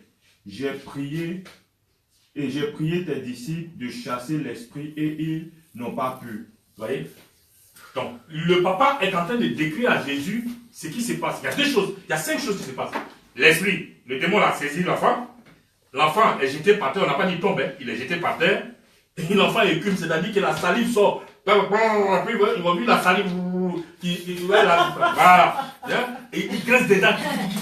Et bien il devient tout raide. Bon, ce sont ces choses-là. Les disciples sont partis pour chasser les démons. Quand ils ont vu ça, ils ont été paniqués. L'incrédulité, ils ont eu peur. L'incrédulité, ça m'a dit, ça c'est des démons ça. C'est comme il y a des gens, ils vont vous faire des délivrance. Quand c'est les démons, ça va dire, passez dans la salle à vos parties, c'est toi que Dieu a appelé. Hein? Mais il y a des cas comme ça. Hein. Quand ils voient que ça chauffe, ils disent, passez ça là, j'ai pas encore la foi. Hein? Toi, tu n'as pas encore la foi. Ils se sont retrouvés dans un cas pareil. Mais le pire, c'est que le même démon là, quand Jésus est venu, le même démon a réagi face à Jésus. Mais l'attitude de Jésus a été autre chose. Et il a chassé le démon. Si vous lisez ce passage-là, vous allez voir que...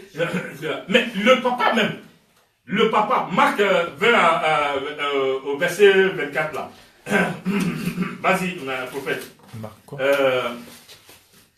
Marc 9, oui. verset 24. Vous allez voir que même le papa, hein, il croit. C'est terrible. Vas-y, Marc 9, verset 20 à 24.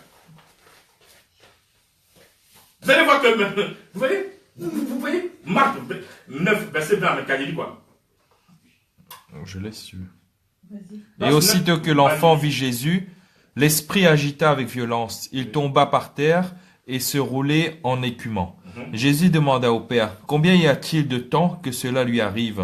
Depuis son enfance, répondit-il. Vas-y.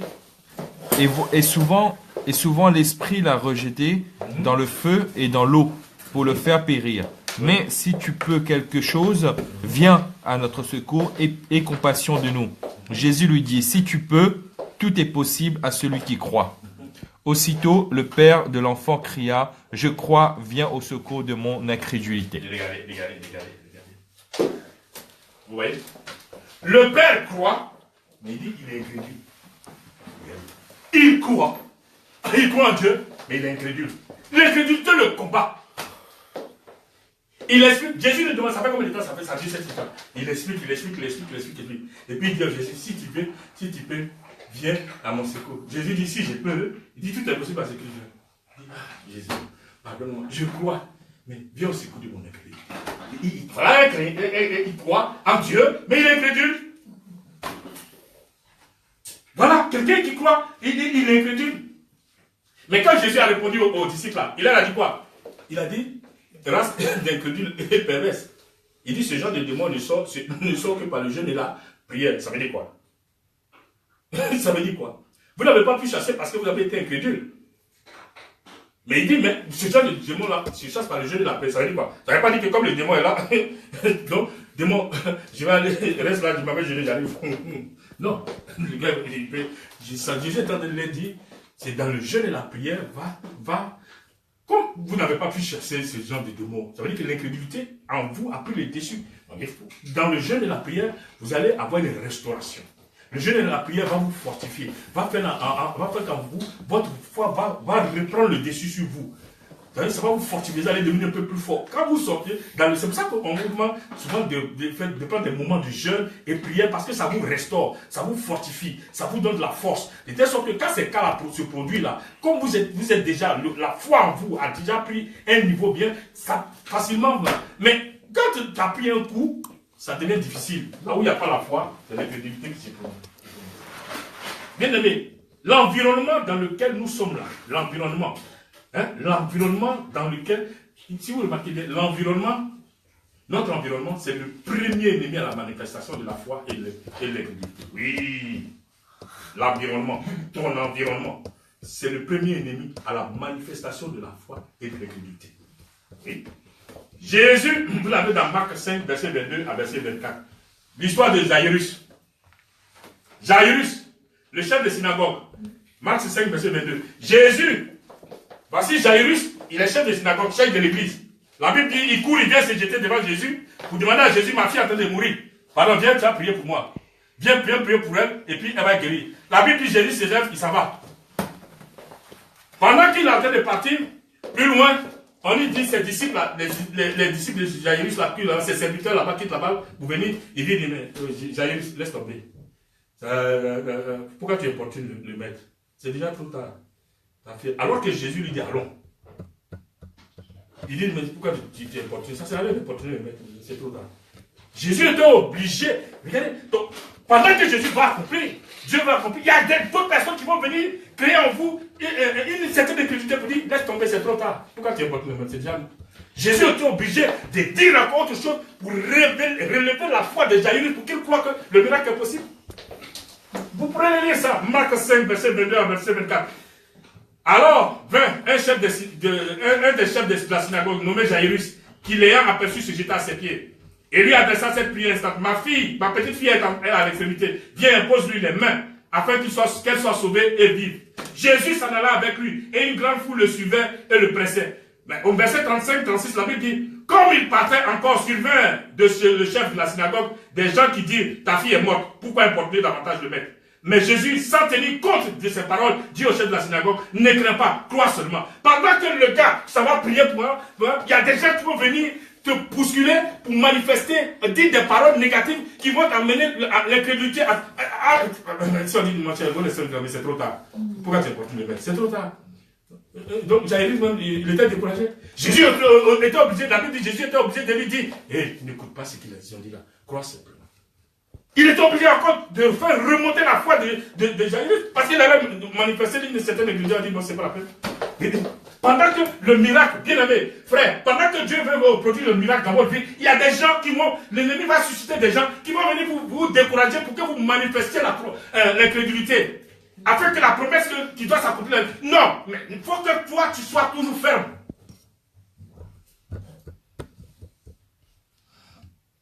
Jairus, Jésus arrive à la maison. Regardez, il arrive chez Jairus. La Bible dit, Jésus arrive, il trouve des pleureuses là. Il a dit, mais pourquoi vous criez pour ça? La Bible, qu'est-ce que c'est? Qu'est-ce que c'est pour vous qui avez lu la Bible? Qu'est-ce qui s'est passé? La Bible dit, ils se sont moqués de Jésus. Ils disent, les enfants, la Bible dit, Jésus, quand il a dit, la Bible se moquait de Jésus. Jésus était obligé de leur dire, sortez. Les enfants sortis, vous qui pleurez. Et Jésus a opéré le miracle. L'environnement dans lequel nous sommes, c'est notre environnement.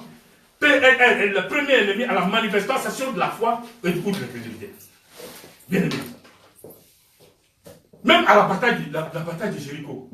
Josué était à Jéricho. Mais pour ceux qui ont lu la Bible, on dit que vous avez lu la Bible quand même. Donnez-moi quelques minutes pour qu'on finisse. Parce que c'était l'enseignement. Mais je dis, ça casse la mentalité. Même moi-même, quand j'ai pris le temps pour pouvoir décortiquer, oui, je découvre. Ouais, j'ai dit oui. On peut être chrétien incrédule, oui. Bien aimé, Dieu veut casser en nous. Il ne faut pas croire. Parfois, c'est notre incrédulité qui fait que la promesse de Dieu ne se manifeste pas. Josué, vous avez cette histoire-là dans Josué 2. La Bible dit Josué, fils de Noun, fit partir secrètement 2 espions en leur disant, Josué 2:1, allez examiner le pays, en particulier Jéricho. Il partit et il arrivait dans le pays, dans la maison d'une prostituée. Plus tard, vous le lirez chez vous. Je vais rapidement. Josué 2, verset 22, verset 24. Il partit et arrivait à la montagne où il restait 3 jours. Hein? Ceux qui poursuivaient, par la suite, ont décrit. Regardez. Josué 5, même dans Josué 6, regardez, on dit, Josué 6:1, on dit, Jéricho était fermé et barricadé devant les enfants d'Israël. Personne ne sortait, personne ne... Regardez comment on parle de Jéricho. On décrit Jéricho, personne ne rentre, personne ne peut sortir. Devant l'armée d'Israël. Jéricho est fermé, barricadé, personne ne peut rentrer, personne ne peut sortir. La foi, comment on va rentrer là-bas? Comment on va rentrer pour prendre possession là-bas? Il y a problème. Donc là, déjà, même, Jésus, il peut dire, Jésus, tu es sûr que Dieu nous a envoyé. Il y a toujours des trucs comme ça. Jésus, tu es sûr que Dieu nous a envoyé. On dit Jéricho est barricadé, fermé. Personne rentre, personne ne sort. Toi, tu es sûr que Dieu l'a. La Bible dit, comme vous lisez dans Josué 5, la Bible dit, un ange est apparu à Josué. Et l'ange, quand Josué, il dit, hey, Josué s'est prosterné. C'est écrit, vous l'avez ça dans Josué 5. Josué 5, verset 13 à 14. C'est écrit, comme Josué était près de Jéricho, il leva les yeux et regarda. Voici, un homme se tenait devant lui, son épée nue dans la main. Au verset 14, il répondit, il alla vers lui et lui dit, es-tu des nôtres ou de nos ennemis? Au verset 14, il répondit, non, mais je suis le chef de l'armée de l'Éternel, j'arrive maintenant. Josué tomba le visage contre terre et se prosterna et lui dit, qu'est-ce que mon Seigneur dit à son serviteur? Vous l'avez tout ça. Vous l'avez tout ça. Vous pouvez le lire. Face à Jéricho, l'incrédulité et la foi qui sont manifestés. Il a fallu que l'ange sorte là-bas. Parce que déjà, dans le peuple, les combattants, là, on dit que c'est fermé. On ne peut pas rentrer, c'est barricadé. On ne peut pas rentrer, on ne peut pas sortir. On est bloqué. On fait quoi? L'incrédulité, déjà, commence à se manifester. C'est quand le Seigneur sort, on reprend un peu de force. Jésus lève les yeux, il voit l'homme en vision là-bas, il dit, tu es avec nous, ok, c'est bon, il faut aller. Et c'est là qu'on leur a dit, plus tard que le Seigneur leur a dit, qu'il faut tourner autour de Jéricho 7 fois. D'accord? Mais regardez, je vais prendre un ou deux derniers exemples pour arrêter. Mais regardez, l'incrédulité et puis la foi s'est manifestée dans le combat de David et Goliath. Mais c'est tellement palpable. J'ai dit, c'est tellement palpable. J'ai dit, mais c'est terrible l'incrédulité des chrétiens. L'histoire de David et Goliath. Pourtant, regardez, l'armée de Dieu là, l'armée d'Israël, Dieu leur avait déjà dit depuis dans Deutéronome, vous l'aurez dans Deutéronome 3, 21 à 22, Dieu avait dit, au verset 22, Dieu avait dit, ne craignez point, car l'Éternel, c'est Moïse qui parle, ne craignez point, car l'Éternel, votre Dieu, combattra lui-même pour vous. Dieu leur avait déjà dit, je combattrai pour vous, je serai avec vous, vous n'aurez pas peur. Ils ont reçu toutes les révélations de la part de Moïse. Moïse était vieux, maintenant il s'apprêtait même à mourir, il allait mourir. Il était en train de donner des conseils, pour, même dans Deutéronome 31, verset 6 aussi. Il dit, fortifiez-vous et ayez du courage. Ne craignez point et ne soyez point effrayés devant eux, car l'Éternel ton Dieu marchera lui-même avec toi et ne te laissera pas, il ne t'abandonnera pas. Il est en train de fortifier Josué. Donc, même après, quand Moïse est mort, Josué prend la relève. Josué 10, verset 5. Vous avez tout ça. Donc, Dieu leur avait déjà dit, je suis avec vous. Mais, on est dans Deutéronome. Mais plus tard, quand les enfants de Dieu se sont retrouvés face à Goliath, non, mais c'est terrible. La Bible dit, il se retrouve, on est dans 1 Samuel 17. 1 Samuel 17, verset 1 à 2. La Bible dit, les Philistins réunissent leur armée pour faire la guerre et se rassemblaient à Soko, qui appartient à Juda. Au verset 2, Saul et les hommes d'Israël se rassemblaient aussi. Ils campèrent dans les vallées des Térébintes. Ils se mirent en ordre de bataille contre les Regardez donc, les deux armées s'opposent. L'armée de Dieu, des Israélites, et l'armée des Philistins, avec les Goliaths là-bas, ils se mettent en ordre de bataille. Donc, or, Dieu leur avait déjà dit précédemment que je suis avec vous, je vais combattre pour vous, vous allez faire ceci, vous allez... Mais regardez, lorsqu'ils sont face au combat, regardez là, vous allez voir l'attitude des gens. Vous voyez? Regardez. Donc, comme Satan, il savait déjà que l'armée de Dieu allait vaincre là. Satan, lui, savait déjà que Dieu leur a dit qu'elle a promis que je vais combattre pour vous. Mais qu'est-ce que Satan? Il est malin. Il va créer une autre situation. Il va trouver une autre stratégie. Qu'est-ce qu'il va faire? Il va trouver une autre stratégie pour faire sortir Goliath. Parfois, Satan connaît vos points forts. Mais comme il sait qu'ils peuvent toujours gagner, il va trouver une autre stratégie pour créer des troubles dans ton esprit. Il va créer une situation pour que tu perdes la foi, tu manifestes l'incrédulité. Comme ça, lui te fait. Voici Satan, qu'est-ce qu'il fait? Il va créer une situation et il va sortir Goliath. Il va sortir Goliath pour que Goliath se présente au peuple. Et puis, mais c'est terrible. Quand tu vois la description de Goliath, tu es déjà paralysé. Le peuple, quand Goliath est sorti devant l'armée d'Israël, ils étaient déjà paralysés. Mais on voici un gaillard, on le décrit. Quand tu vois ça là, déjà, tu es déjà paralysé. Ton cœur même est déjà passé derrière. La peur. Satan a sachet de lui. Parce que Satan savait que armée contre armée là, il était vaincu. Donc il faut changer de stratégie. Il faut créer la peur maintenant. On sort Goliath. Voilà, le peuple déjà elle commence à avoir peur. Mais regardez, vous l'avez ça dans 1 Samuel 17, vous le lirez chez vous. 1 Samuel 17. Donc, mais regardez jusqu'à quel point Goliath est parti jusqu'à mépriser le peuple. Regardez l'incrédulité. La peur. Par la peur, Satan a réussi à créer l'incrédulité. Dans 1 Samuel 17, verset 8, la Bible dit, regardez, Goliath est allé jusqu'à mépriser le peuple d'Israël. Il les a traités d'esclaves. Mais c'est terrible. Alex prend 1 Samuel 17, 8. Il dit quoi? 1 Samuel 17, 8. Il dit quoi? 1 Samuel 17, 8. Attends, je ne l'ai pas. 1 Samuel 17, 8. Alors, je le lis. Ça y est, c'est bon. C'est vraiment? 1 Samuel 17, 1 Samuel 17, 8. Il dit quoi? Il dit, le Philistin s'arrêta et s'adressant aux troupes d'Israël rangées en bataille, il leur cria, pourquoi sortez-vous pour vous ranger en bataille? Ne suis-je pas le Philistin et n'êtes-vous pas d'esclaves de Saül? Choisissez un homme qui descend contre moi. Vas-y jusqu'au verset 10. S'il peut me battre, qu'il me tue, nous vous serons assujettis, mais si je l'emporte sur lui et que je le tue, vous nous serez assujettis et vous nous servirez. Vas-y. Ah, encore 10. Le Philistin dit encore, je jette en ce jour un défi à l'armée d'Israël. Donnez-moi un homme et nous nous battrons ensemble. Merci. Regardez. Il va jusqu'à mépriser le peuple d'Israël d'esclaves. Il va jusqu'à lancer un défi au peuple d'Israël. Et si vous lisez la Bible là, mais c'est terrible. Pourtant, regarde, on dit l'armée de Dieu, hein, mais ils sont face au combat, mais l'incrédulité va s'énerver. L'incrédulité se manifeste. Et ils sont paralysés. Et il va continuer. Lis le verset 11, Alex. Regardez, il va accentuer encore, l'ennemi va accentuer encore la peur. par les paroles de Goliath. Ça va augmenter encore la peur, l'incrédulité. Tout ça pour les bloquer. Vas-y, lis le Saül verset. et tout Israël entendirent ces paroles dites du Philistin, et ils furent effrayés et saisis d'une grande Et crainte. regardez. Le roi, Saül lui-même, il est là, avec l'armée, mais à cause des paroles de Goliath, tout le monde est paralysé, tout le monde a peur, personne n'ose enfoncer. Et ils sont là. Et si vous lisez, la Bible dit, ça fait 40 jours qu'ils sont là-bas. Hein. Ils sont là-bas. Mais ils sont paralysés.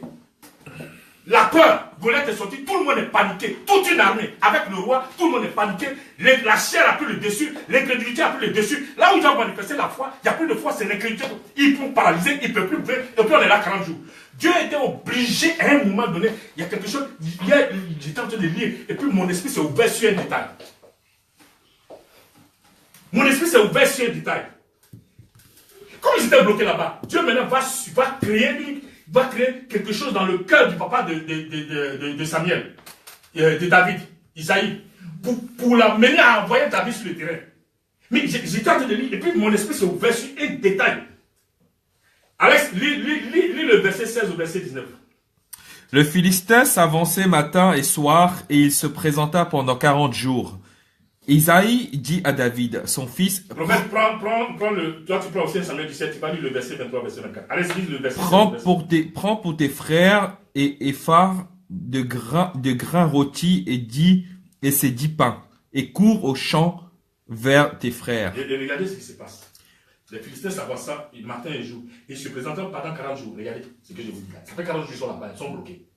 Et puis, Isaïe dit à son fils David, prends de la nourriture, des choses. Il dit, et puis quoi? Il dit quoi? Et cours au camp. Cours au camp vers tes frères. Vas-y, lis-le. Continue. Cours au camp vers tes frères. Porte aussi ce 10 fromages au chef de leurs milliers. Tu verras si tes frères se portent bien et tu m'en donneras des nouvelles sûres. Mais regardez. Cours. Va voir s'ils se portent bien et tu me donneras des nouvelles sûres. Pourquoi il ne dit pas, prends la nourriture, va leur donner. Et puis il dit, cours. Comme s'il avait reçu une révélation de la part du Seigneur pour dire, amène rapidement David là-bas. Il y a quelque chose qui se passe. Le papa dit, cours.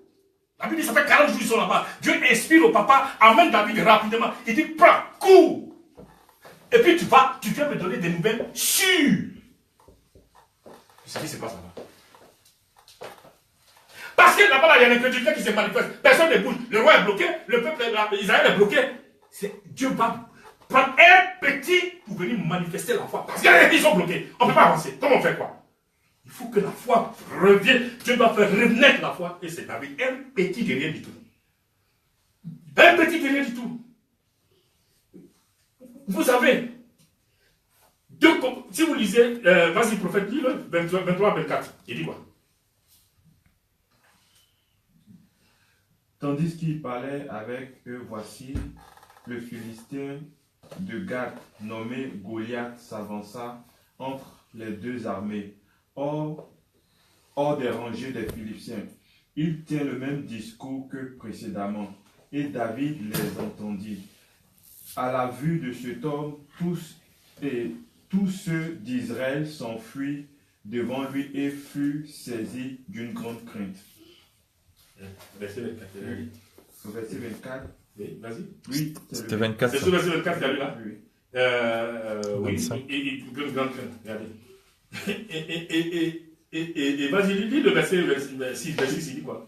Le verset 26. David dit aux hommes qui se trouvaient près de lui, que fera-t-on à celui qui tuera ce Philistin et qui ôtera l'opprobre du dessus d'Israël? Merci. Regardez, David est là.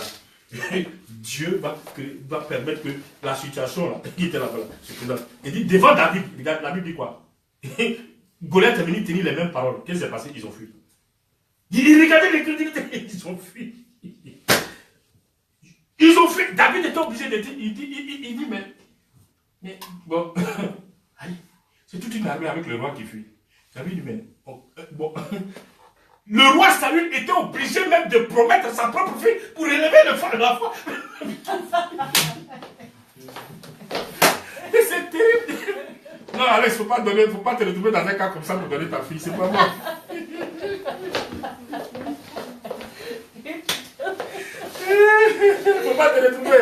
Faut pas te retrouver avec un beau fils peureux.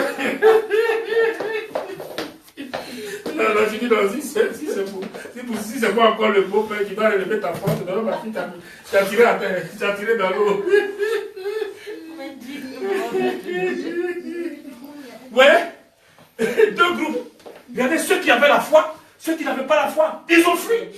Un petit de rien du tout. Et regardez, jusqu'à même, le pire c'est que même les frères de David vont proclamer des paroles négatives. Toi David là, hein, un de ses grands frères dit, toi David là, on connaît ton cœur, c'est ton petit cœur là, ton plus loin, tu es venu pour regarder la chose dans ma chair. David dit, mais ce que j'ai dit là, où est-ce qu'il est mauvais? J'ai demandé qu'est-ce que le roi peut donner. Et puis les gens disent, ah c'est ce que le roi a dit, il va donner ta fille même, et puis ta famille essayé d'épargner un enfant, tiens, il était obligé, Dieu était obligé de créer cette foi en lui, parce que c'était des incrédules qui étaient là. La description, quelqu'un qui vient te traiter, Satan vient te traiter d'esclave, toi tu es enfant de Dieu, il te traite d'esclave, et puis tu acceptes, et puis tu es là, tu ne bouges pas, tu es bloqué, tu es paralysé, tu ne peux pas avancer, et puis tu es là, et puis tu ne peux pas manifester la foi pour obtenir ce que tu veux, et puis qui va venir faire? La famille de David. Vous voyez comment? Bien aimé, vous voyez? Je vais m'arrêter. Mais regardez, si vous allez même plus loin, même vous allez voir qu'à un moment donné, mais c'est terrible. À un moment donné, vous allez voir, au bout d'un certain temps, même le diable ne parle plus, les Philistins n'en parlaient plus. Hein. Maintenant, c'est entre eux maintenant, ils discutent. C'est-à-dire qu'à un moment donné, tellement la peur s'est installée, maintenant c'est nous-mêmes qui devenons les porte-paroles du diable. Au lieu de parler des bienfaits de Jésus, on va parler de... Ils sont tellement mélangés. Et puis, c'est la fin, on va lire le verset 25 au verset 27, il dit quoi? Qui l'a? Verset 25, verset 27. 1 Samuel 17 là, 25, 27. Amen. Verset 17. Verset 25. 25. Chacun disait, avez-vous vu s'avancer cet homme? C'est pour jeter à Israël un défi qu'il s'est avancé. Si quelqu'un le tue, le roi le comblera de richesses, il lui donnera sa fille et il affranchira la maison de son père en Israël. Ah. Vous voyez? Bon, après vous direz. Vous voyez? Entre maintenant, il commence à parler. Entre maintenant. Si quelqu'un. Hein? Le roi dit, hein?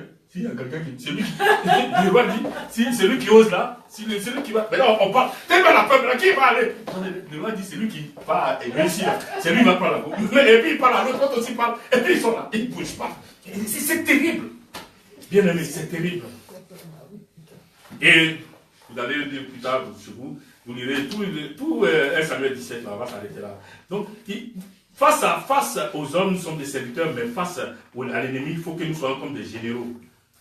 L'ennemi aime nous présenter nos problèmes, nos difficultés, pour créer l'incrédulité en nous. Bien aimé, il faut prendre les choses par la foi.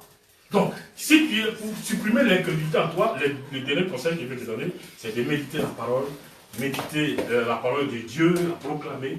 Il faut avoir cette vie de prière, de jeûne de prière, soit soumis à la parole de Dieu. Bien aimé, voici, je voulais toucher un peu. Pardonnez-moi si j'ai pris du temps, mais, parce que j'ai intervenu, la prochaine fois que je vais intervenir, ça sera encore un peu plus tard.